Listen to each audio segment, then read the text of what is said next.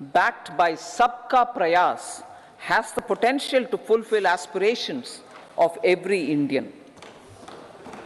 As Honorable Prime Minister in his Independence Day address to the nation mentioned, I quote, "There is no dearth of opportunities, as many opportunities as we want.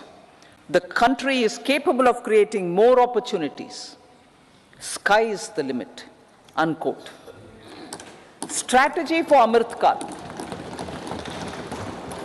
Our government will adopt economic policies that foster and sustain growth, facilitate inclusive and sustainable development, improve productivity, create opportunities for all, help them enhance their capabilities, and contribute to generation of resources to power investments and fulfill aspirations. Guided by the principle, reform, perform, and transform, the government will take up next generation reforms and build consensus with the states and stakeholders for effective implementation. It is an important policy priority for our government to ensure timely and adequate finances, relevant technologies, and appropriate training for the micro, small, and medium enterprises, MSMEs, to grow and also compete globally. Orienting the regulatory environment to facilitate their growth will be an important element of this policy mix. Aligning with the Panchamrit goals, our government will facilitate sustaining high and more resource-efficient economic growth. This will work towards energy security in terms of availability, accessibility, and affordability. For meeting the investment needs, our government will prepare the financial sector in terms of size, capacity, skills, and regulatory framework. Aspirational Districts Program. Our government stands ready to assist the states in faster development of aspirational districts and blocks, including generation of ample economic opportunities. Development of the East.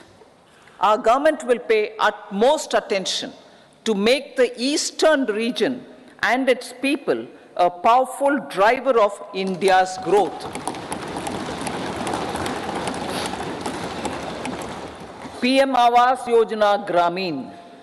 Despite the challenges due to COVID, implementation of PM Awas Yojana Gramin continued, and we are close to achieving the target of 3 crore houses. 2 crore more houses will be taken up in the next 5 years to meet the requirement arising from increase in the number of families. Rooftop solarization and Muft Bijli. Through rooftop solarization, 1 crore households will be enabled to obtain up to 300 units free electricity every month. This scheme follows the resolve of Honorable Prime Minister on the historic day of consecration of Sri Ram Mandir in Ayodhya. Following benefits are expected. Savings up to 15 to 18,000 rupees annually for households from free solar electricity and selling the surplus to the distribution companies. Charging of electric vehicles. Entrepreneurship opportunities for a large number of vendors for supply and installation. Employment opportunities for the youth with technical skills in manufacturing, installation, and maintenance. Housing for middle class. Our government will launch a scheme to help deserving sections of the middle class, and I quote from Honorable Prime Minister's words, living in rented houses or slums or chawls and unauthorized colonies, unquote, to buy or build their own houses.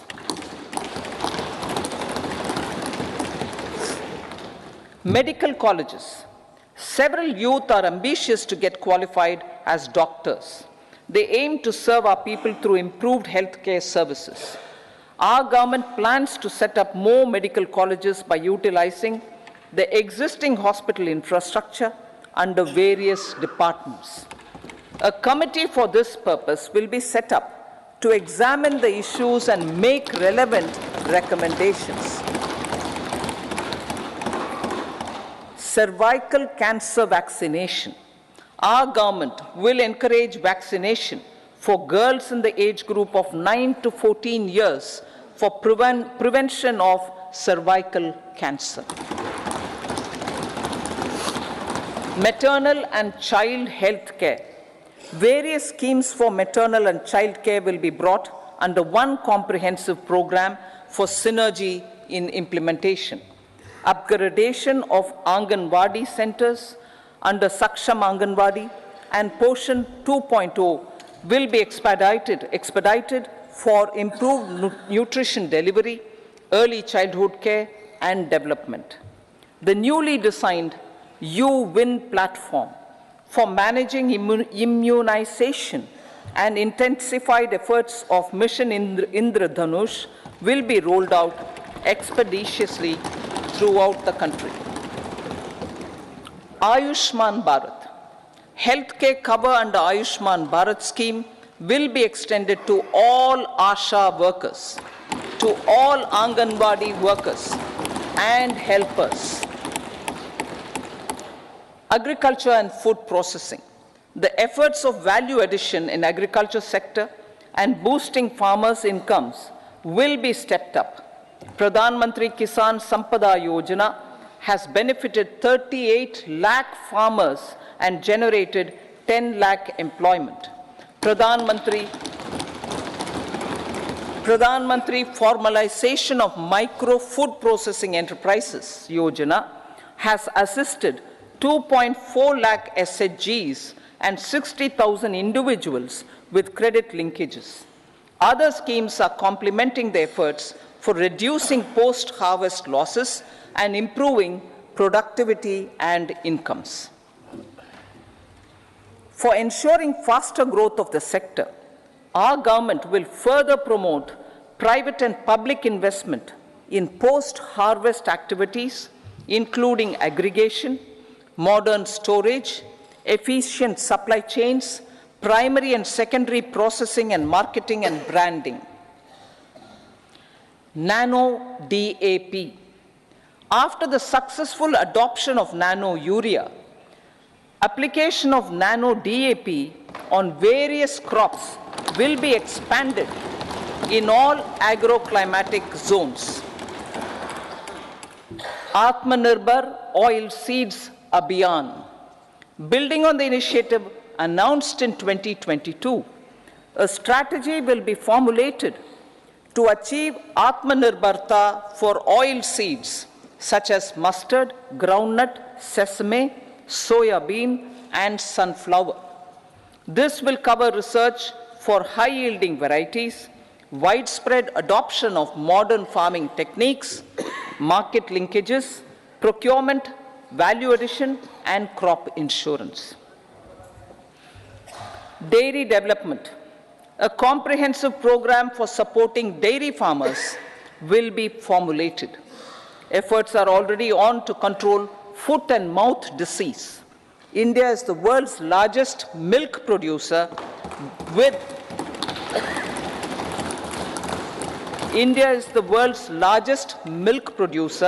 but with low productivity of milch animals.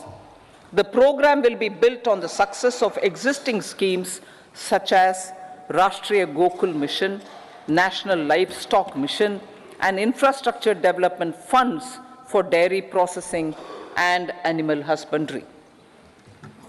Matsya Sampada.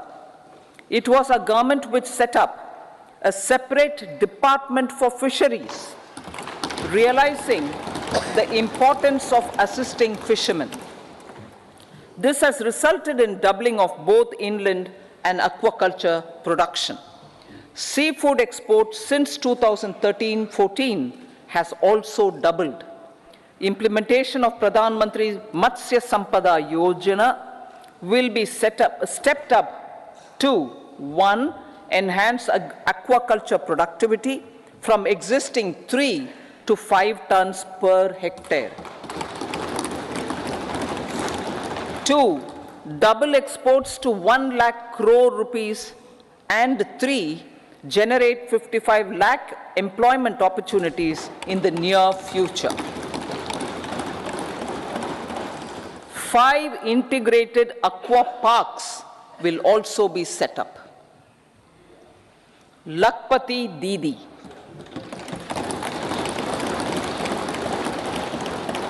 83 lakh SHGs. 83 lakh SHGs with 9 crore women are transforming rural socio-economic landscape with empowerment and self-reliance. Honorable Speaker sir, their success has assisted nearly 1 crore women to become Lakpati Didi already. They are an inspiration to others. Their achievements will be recognized through honoring them. Buoyed by the success, it has been decided to enhance the target for Lakpati Didi from 2 crores to 3 crores.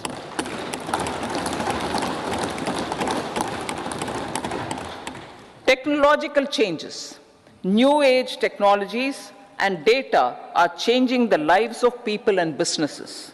They are also enabling new economic opportunities and facilitating provision of high quality services at affordable prices for all, including those at the bottom of the pyramid. Opportunities for India at the global level are expanding. India is showing solutions through innovation and entrepreneurship of its people. Research and innovation for catalyzing growth, employment, and development.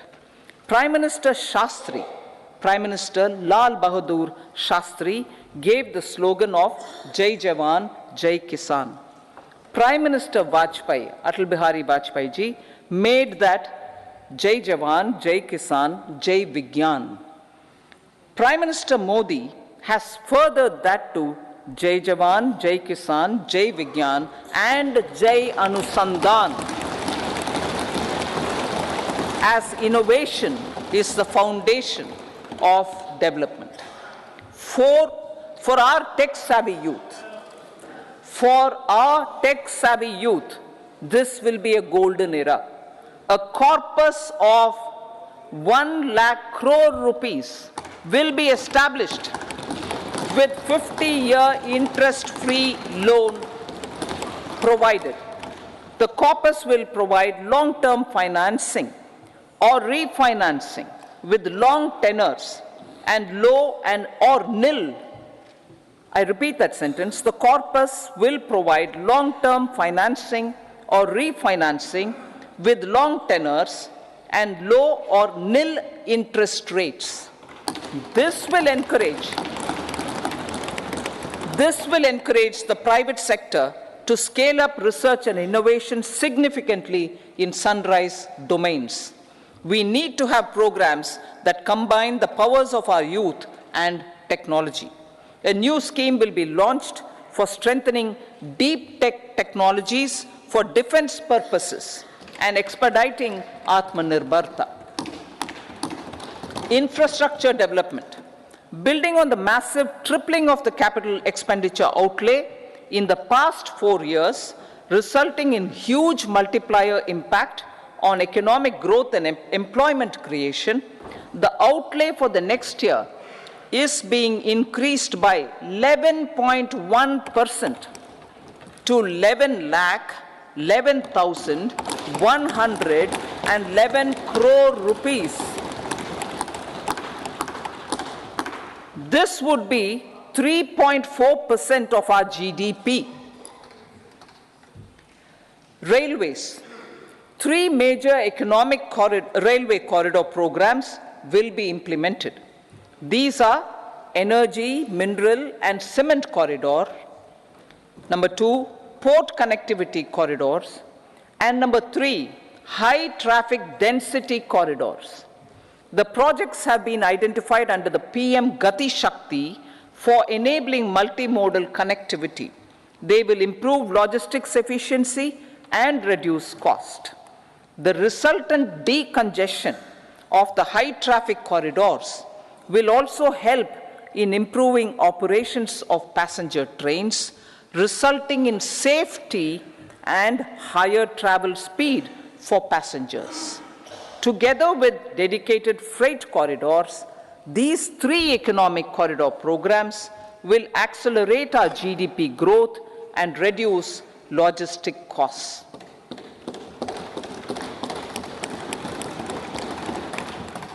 40,000 normal rail bogies will be converted to Vande Bharat standards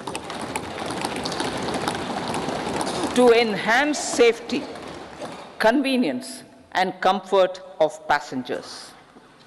Aviation sector. The aviation sector has been galvanized in the past 10 years. Number of airports have doubled to 149. Rollout of air connectivity to Tier 2 and Tier 3 cities under UDAN scheme has been widespread. 517 new routes are carrying 1.3 crore passengers. Indian carriers have proactively placed orders for over 1,000 new aircrafts. Expansion of existing airports and development of new airports will continue expeditiously. Metro and Namo Bharat. We have a fast expanding middle class and rapid urbanization is taking place. Metro rail and Namo Bharat can be the catalyst for the required urban transformation. Expansion of these systems will be supported in large cities, focusing on transit-oriented development. Green energy. Towards meeting our commitment for net zero by 2070, the following measures will be taken. Viability gap funding will be provided for harnessing offshore wind energy,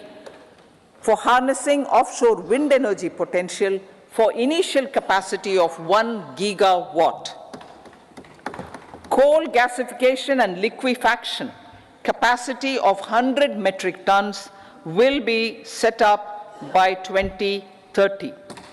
This will also help in reducing imports of natural gas, methanol, and ammonia. Phased mandatory blending of compressed biogas in compressed natural gas for transport and piped natural gas for domestic purposes will be mandated. Financial assistance will be provided for procurement of biomass aggregation machinery to support collection. Electric vehicle ecosystem. Our government will expand this and strengthen the e-vehicle ecosystem by supporting manufacturing and charging infrastructure. Greater adoption of e-buses for public transport networks will be encouraged through payment security mechanism. Biomanufacturing and biofoundry. For promoting green growth, a new scheme of biomanufacturing and biofoundry will be launched. This will provide environment-friendly alternatives such as biodegradable polymers, bioplastics, biopharmaceuticals, and bioagri inputs. This scheme will also help in transforming today's consumptive manufacturing paradigm to the one based on regenerative principles. Blue Economy 2.0. For promoting climate resilient activities for Blue Economy 2.0, a scheme for restoration and adaptation measures and coastal aquaculture and mariculture with integrated and multi-sectoral approach will be launched. Comprehensive development of tourist centers. The success of organizing G20 meetings in 60 places presented diversity of India to global audience. Our economic strength has made the country an attractive destination for business and conference tourism. Our middle class also now aspires to travel and explore. Tourism, including spiritual tourism, has tremendous opportunities for local entrepreneurship.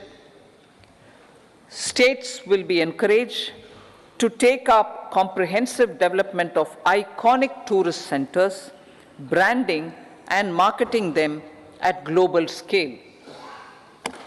A framework for rating of the centers based on quality of facilities and services will be established. Long-term interest-free loans will be provided to states for financing such development on matching basis. To address the emerging fervor for domestic tourism, Honorable Speaker, sir, projects for port connectivity, tourism infrastructure, and amenities will be taken up on our islands, including Lakshadweep. This will help in generating employment also. Promoting investments. The FDI inflow during 2014 to 23 was $596 billion, marking a golden era. That is twice the inflow during 2005 to 14. For encouraging sustained foreign investment, we are negotiating bilateral investment treaties with our foreign partners in the spirit of First Develop India. FDI is First Develop India. Reforms in the states for Vikasit Bharat. Many growth and development enabling reforms are needed in the states for realizing the vision of Vikasit Bharat. A provision of 75,000 crore rupees as 50-year interest-free loan is proposed this year to support those milestone-linked reforms by the state governments. Societal changes. The government will form a high-powered committee for an extensive consideration of the challenges arising from fast population growth and demographic changes.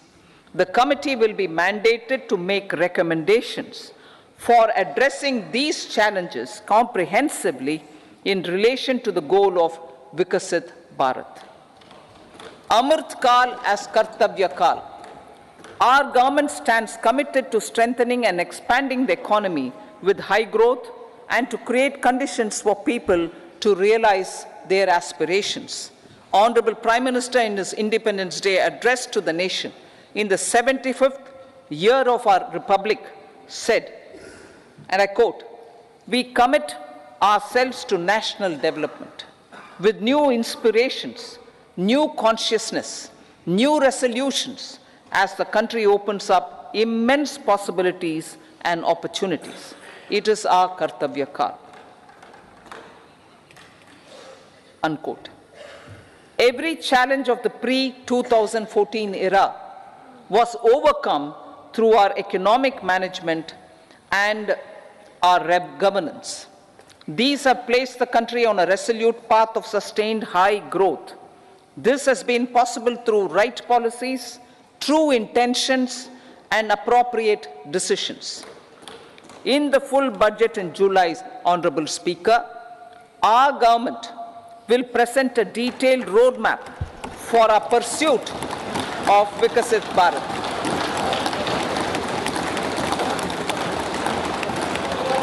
Revised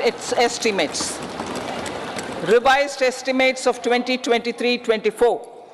The revised estimate of the total receipts other than borrowings is 27.56 lakh crores of rupees, of which the tax receipts are 23.24 lakh crore rupees. The revised estimate of total expenditure is 44.90 lakh crore rupees. The revenue receipts at 30.03 lakh crore rupees are expected to be higher than the budget estimate, reflecting strong growth momentum and formalization in the economy. The revised estimate of the fiscal deficit is 5.8% of GDP, improving on the budget estimate, notwithstanding moderation in the nominal growth estimates. Budget estimates for 2024-25. Coming to the year 2024-25, the total receipts other than borrowings and total expenditure are estimated at 30.80 and 47.66 lakh crore rupees respectively. The tax receipts are estimated at 26.02 lakh crore rupees. The scheme of 50-year interest-free loan for capital expenditure to states will be continued this year with an outlay of 1.3 lakh crore rupees.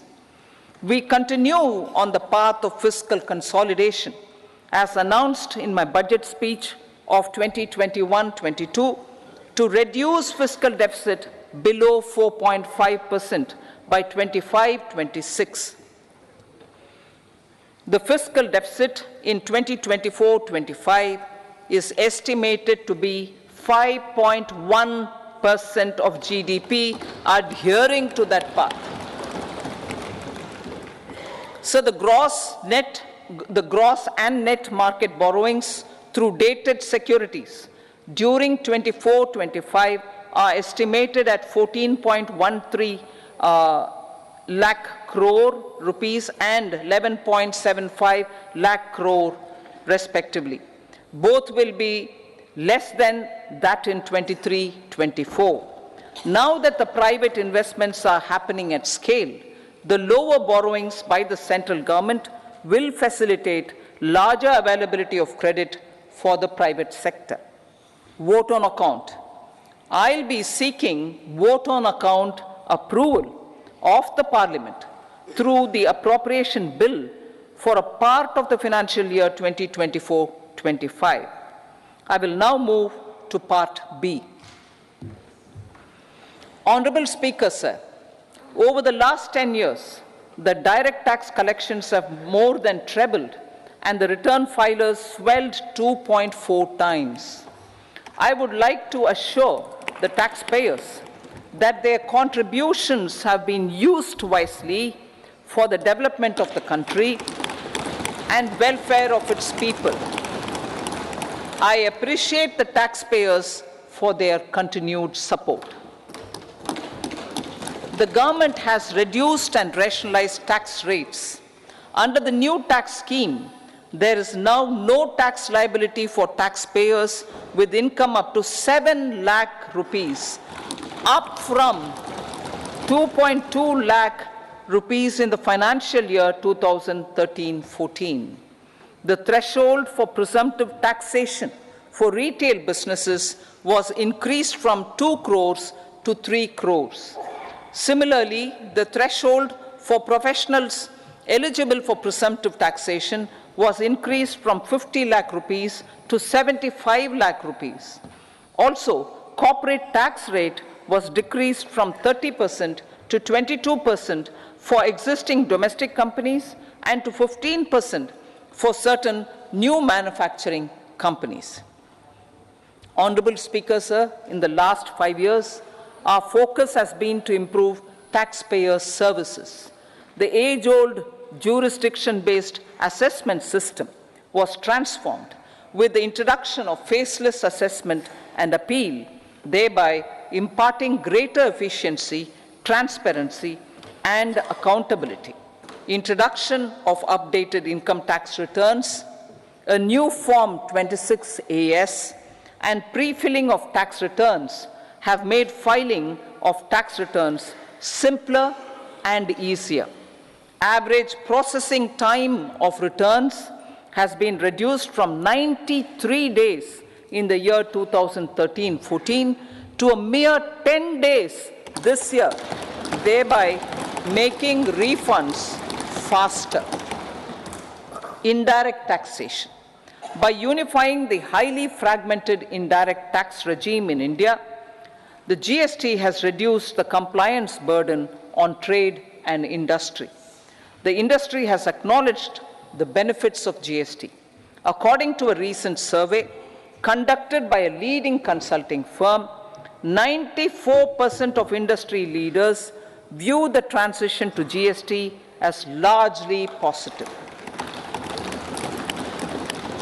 According to 80% of the respondents, it has led to supply chain optimization, as elimination of tax arbitrage and octroi has resulted in disbanding of checkposts at the state and city boundaries.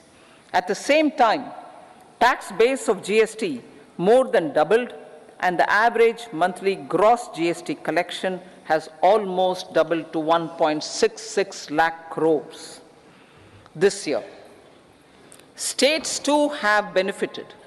States' SGST revenue, including compensation released to states in the post-GST period of 2017-18 to 2022-23, has achieved a buoyancy of 1.22.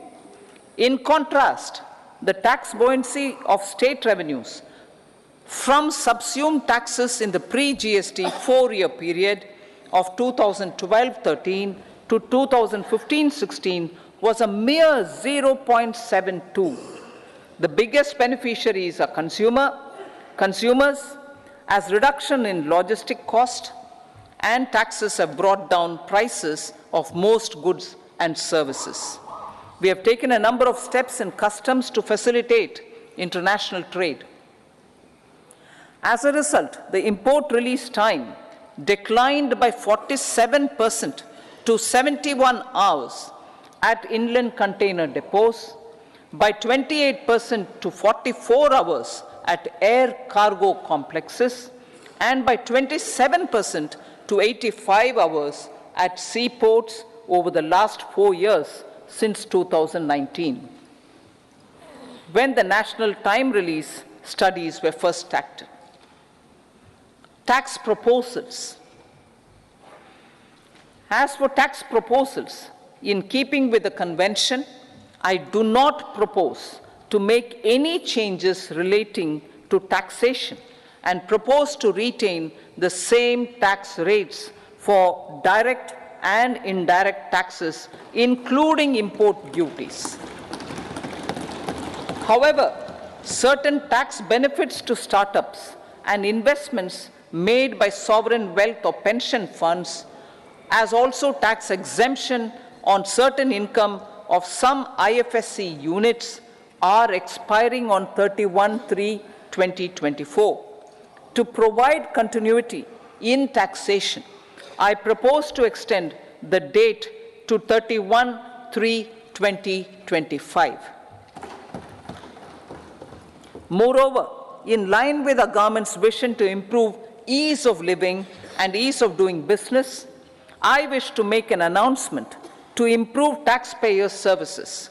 There are a large number of petty, non-verified, non-reconciled, or disputed direct tax demands,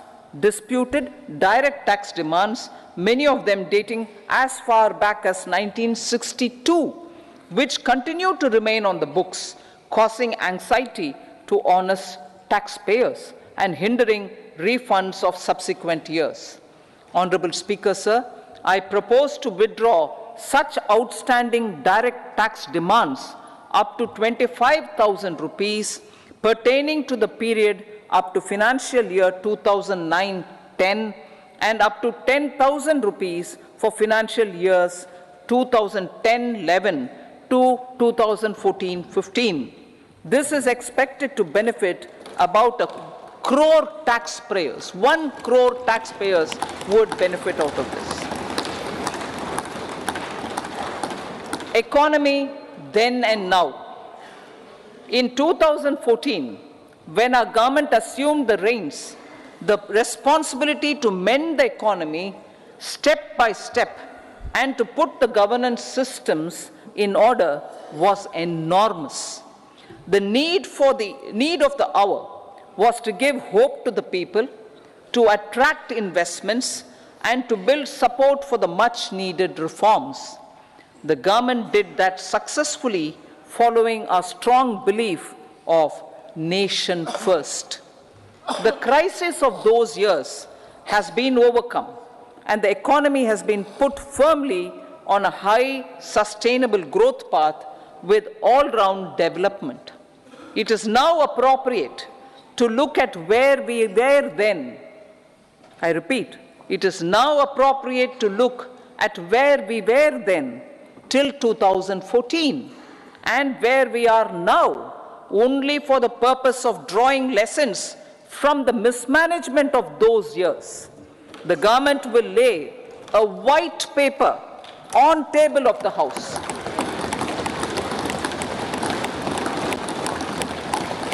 The exemplary track record of governance, development and performance, effective delivery and Jan Kalyan has given the government trust, confidence and blessings of the people to realize whatever it takes, the goal of Vikasit Bharat with good intentions, true dedication and hard work in the coming years and decades.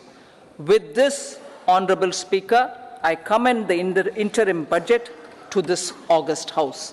Jai Hind.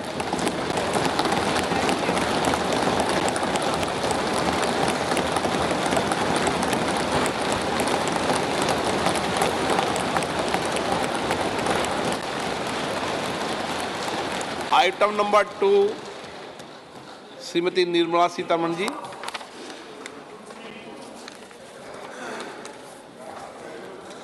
So, with your permission, I rise to lay on the table the following statements. Under Section 3(1) of the Fiscal Responsibility and Budget Management Act 2003, medium-term fiscal policy cum fiscal policy strategy statement and macroeconomic framework statement. Item number 3, Srimati Nirmala Sitharaman ji. Sir, with your permission, I rise to move for leave to introduce the Finance Bill 2024. प्रश्न ये है कि विधेयक को पुनर्स्थापित करने की अनुमति प्रदान की जाए। जो सदस्य इसके पक्ष में हाँ कहें, जो सदस्य विरोध में ना कहें। मेरे विचार में निर्णय हाँ वालों के पक्ष हुआ, हाँ वालों के पक्ष हुआ। माननीय मंत्री जी विधेयक को पुनर्स्थापित करें। So I introduce the bill. सभा की कार्रवाई शुक्रवार दिनांक 2 फरवरी 2024 को प्राप्त 11 बजे तक के लिए स्थगित की जाती है।